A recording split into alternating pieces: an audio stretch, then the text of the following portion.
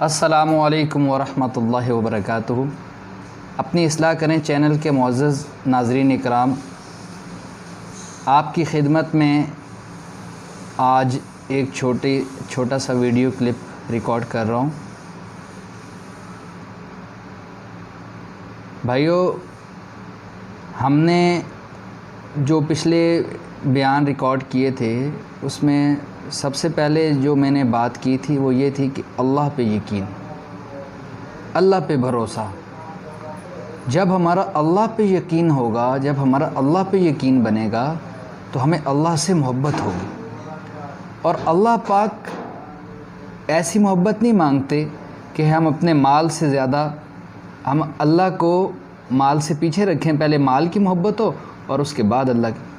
اللہ وہ والی محبت مانگتے ہیں جو انتہا کی ہو، جو عشق کے درجوں کی انتہا ہو۔ اللہ وہ والی محبت چاہ رہے ہیں۔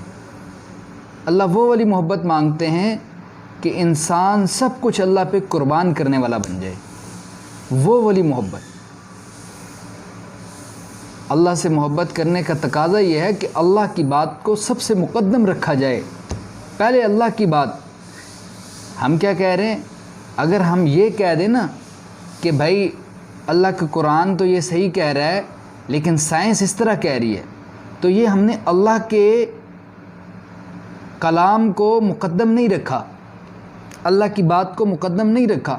ہاں، سائنس کہہ رہی ہوگی، سائنس کا ایک اپنا نظریہ ہے، لیکن اللہ پاک جو فرما رہے ہیں وہ مقدم رکھنا۔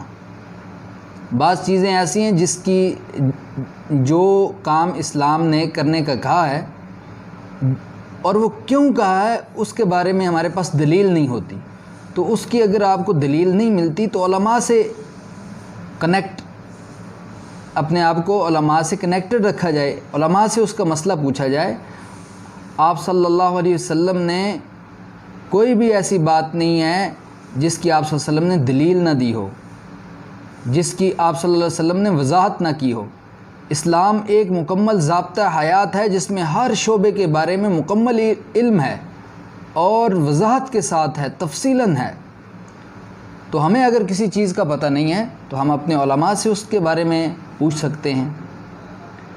اور سائنس کو مقدم نہ رکھا جائے، اللہ پاک کو مقدم رکھا جائے، اللہ پاک کے کلام کو مقدم رکھا جائے۔ اب جدید سائنس یہ کہہ رہی ہے کہ انسان جو ہے وہ اس کرۂ ارض کا نہیں ہے، یہ کہیں اور سے آیا ہے، اب کہہ رہی ہے سائنس۔ لیکن بھائیو، دوستو، بزرگوں، ہمیں آپ صلی اللہ علیہ وسلم 1450 سال پہلے بتا چکے کہ ہم یہاں کے نہیں ہیں۔ حضرت آدم علیہ السلام اپنے بیٹوں کو کہہ چکے کہ ہم یہاں کے نہیں ہیں، ہم جنت سے آئے ہیں اور ہم نے واپس وہاں جانا ہے۔ یہ جو دنیا ہے یہ ایک سخت امتحان کی جگہ ہے۔ اس میں یہ سوچنے کا ہمیں موقع نہیں ہے کہ ہم ایک کارخانہ لگا لیا ہے، ایک فیکٹری لگا لی ہے، اب ہم دوسری کی تیاری کر رہے ہیں، ہم اسی میں لگے ہوئے ہیں، اور اسی طرح اگر ہماری موت ہو گئی تو ہم سخت گھاٹے میں ہیں اور بہت نقصان ہے ہمارے لیے۔ ایک لمحہ اللہ کی یاد سے غافل ہو کے نہ گزارے، ایک لمحہ اللہ کے ذکر سے بھرپور ہو، ہماری ایک سانس اللہ کے ذکر سے بھرپور ہو۔ یہ زندگی کوئی چیز نہیں ہے، سانس چل رہا ہے تو ہمیں زندگی لگ رہی ہے، اگر سانس ہم نے باہر کی طرف چھوڑا ہے، اندر واپس نہ لے سکے تو زندگی ختم۔ اور پھر اگر ہم نے یہاں نافرمانیوں میں زندگی بسر کی ہوگی، وہاں پہ جہاں اللہ کے عرش کے سوا کوئی سایہ نہیں ہوگا، سوچو وہاں کیا ہمارا ہوگا، کیا ہوگا وہاں پہ۔ اور میں حدیث پڑھ رہا تھا، مجھے رونا آ گیا حدیث پڑھتے کہ اللہ پاک، یہ وہاں پہ نظام نہیں ہوگا جو ہمارا پاکستان کا نظام ہے یا ہمارے جو سسٹم چل رہے ہیں کہ اگر تھوڑا سا رونا رو لیا تو پولیس والے یا ہماری عدالت والے ہمیں چھوڑ دیتے ہیں، ہمیں دکھ ان کو آ جاتا ہے۔ وہ ایسے فرشتے ہیں کہ جو اندھے ہیں، بہرے ہیں، جہنم کے ایسے فرشتے ہیں، اور وہ کسی کی نہیں سنتے، جب دیکھتے ہی کچھ نہیں۔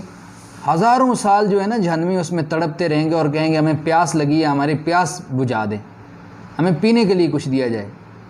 تو اللہ پاک کے حکم سے جو ہے نا انہیں پلایا، پتہ ہے کیا جائے گا؟ اس بارے میں پتہ آپ کو؟ جو اللہ پاک کی نافرمانی کریں گے بھائیو، اللہ پاک انہیں جہنمیوں کا خون، پیپ، غلاظت، اور یہ سمجھ رہے نا آپ، یہ والی چیزیں پلائیں گے، اور وہ ٹھنڈی نہیں ہوں گی، ابلی ہوئی، ابلتی ہوئی۔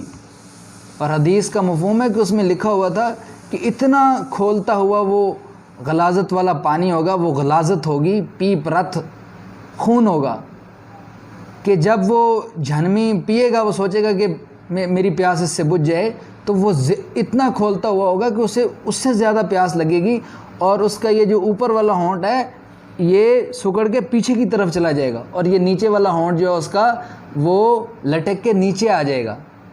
سمجھ رہے ہیں آپ؟ تو اللہ پاک نے جو نیک کام کرے گا، ایک ذرہ رائی کے برابر اگر نیک کام کیا ہوگا تو اللہ پاک اس کا بدلہ اسے دیں گے، اور اگر کوئی برا کام کرے گا تو اس کی بھی اللہ پاک اس کو سزا دیں گے۔ تو یہ جو جدید سائنس یا جو بھی کر رہی ہے اس کو بعد میں رکھا جائے، آپ صلی اللہ علیہ وسلم کے طور طریقوں کو، آپ صلی اللہ علیہ وسلم کی سنتوں کو پہلے رکھا جائے، اللہ کے احکامات کو پہلے رکھا جائے، اللہ کے قرآن کی جو بات ہے، اللہ کا جو کلام ہے اس کو مقدم رکھا جائے۔ حضرت ابو سعید رضی اللہ تعالیٰ عنہ حضور اقدس صلی اللہ علیہ وسلم سے نقل کرتے ہیں کہ ایک شخص آپ صلی اللہ علیہ وسلم کی خدمت میں حاضر ہوا اور عرض کیا، یا رسول اللہ صلی اللہ علیہ وسلم، میرے بھائی کو دست لگے ہیں اور بری طرح لگے ہوئے ہیں، اور دست ایسے آ رہے ہیں کہ وہ ہٹنے کا نام ہی نہیں لے رہے۔ تو آپ صلی اللہ علیہ وسلم نے فرمایا کہ اسے شہد پلاؤ، اللہ پاک نے شہد میں شفا رکھی ہے۔ تو وہ جو صحابی تھا وہ گیا اپنے بھائی کو شہد پلایا تو دست زیادہ آنے لگے۔ وہ پھر آپ صلی اللہ علیہ وسلم کی خدمت میں حاضر ہوا، فرمایا یا رسول اللہ، میں نے اپنے بھائی کو شہد دیا تو دست رکنے کے بجائے زیادہ آنے لگے۔ آپ صلی اللہ علیہ وسلم نے فرمایا اسے شہد دو۔ پھر اس نے شہد پلایا تو دست اور زیادہ ہوئے، پھر آیا، یا رسول اللہ صلی اللہ علیہ وسلم، میں نے اپنے بھائی کو آپ کے کہنے کے مطابق شہد دیا ہے لیکن اس سے دست تو اور زیادہ آنے لگے۔ آپ صلی اللہ علیہ وسلم نے فرمایا میرا اللہ سچ کہہ رہا ہے، میرے اللہ کا قول جھوٹا نہیں ہو سکتا، تمہارے بھائی کا پیٹ غلط ہے، وہ جھوٹ بول رہا ہے، جاؤ تم اپنے بھائی کو شہد پلاؤ۔ اس نے پھر جب اسے شہد پلایا، اس یقین سے پلایا کہ آپ صلی اللہ علیہ وسلم نے یہ بات کہہ دی ہے کہ اللہ پاک کا جو کلام ہے، اللہ پاک کی جو بات ہے وہ جھوٹی نہیں ہے، تو اللہ پاک نے اس کے بھائی کا پیٹ صاف کر دیا اور دست ختم ہو گئے۔ تو میرے بھائیوں، بعض اوقات ایسے ہوتا ہے، حضرت عبداللہ رضی اللہ تعالیٰ عنہ سے نقل کیا ہے کہ جب وہ ایک مرتبہ حدیث کا مفہوم اپنے گھر کی طرف گئے تو ان کی جو بیوی تھی حضرت زینب رضی اللہ تعالیٰ عنہ، وہ ایک عورت سے، ایک بوڑھی عورت سے پت کا دم کروا رہی تھی۔ تو جب حضرت عبداللہ رضی اللہ تعالیٰ عنہ نے دروازے پہ اپنا گلا صاف کیا، کھنگارا کے اندر کوئی کسی پوزیشن میں ہوتا ہے، یہ آپ صلی اللہ علیہ وسلم کی سنت ہے کہ دروازہ کھٹکھٹا کے اور کھانس کے تھوڑا سا کھنگار کے اندر جانا چاہیے۔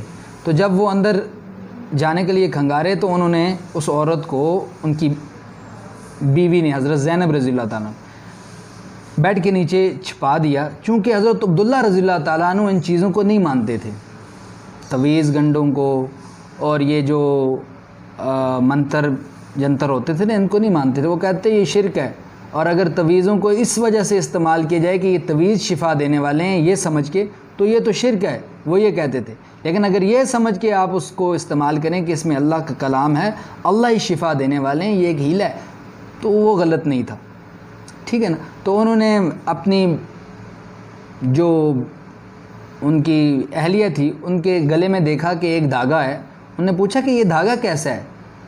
حضرت زینب رضی اللہ تعالیٰ عنہ نے حضرت عبداللہ رضی اللہ تعالیٰ عنہ کو فرمایا کہ یہ ایک بوڑھی عورت نے انہیں دم کر کے دیا ہے، اس پہ دم پڑا ہے، تو یہ پت کا دم اس پہ کیا ہوگا۔ تو حضرت عبداللہ رضی اللہ تعالیٰ نے اس دھاگے کو کاٹ کے پھینکا کہ یہ شرک ہے، تو پھر حضرت زینب رضی اللہ تعالیٰ نے فرمایا کہ میری آنکھ دکھ رہی تھی اور میں نے فلاں یہودی سے دم کروایا تھا، اور دم کروانے کے بعد میری آنکھ بالکل ٹھیک ہو جاتی تھی۔ حضرت عبداللہ رضی اللہ تعالیٰ نے فرمایا کہ وہ ایسے تھا کہ شیطان آپ کی آنکھ پہ جو ہے نا وہ پوچھا پھیر دیتا تھا، جس سے آپ کی آنکھ خراب ہو جاتی تھی، اور جب آپ اس یہودی کے پاس دم کرانے جاتی تھی تو وہ اپنا ہاتھ اوپر شیطان لگاتا تھا اور آپ کو آرام آ جاتا تھا، وہ آپ کا یقین بنا رہا تھا، اور اللہ سے جو ہے وہ آپ کا یقین دور کرنے کی کوشش کر رہا تھا شیطان، سمجھ رہے آپ؟ تو فرمایا کہ جب تمہیں اس طرح کی بات آئی تھی، جب تمہیں آنکھ دکھ رہی تھی، تو تم یہ دعا کیوں نہیں پڑھتی تھی؟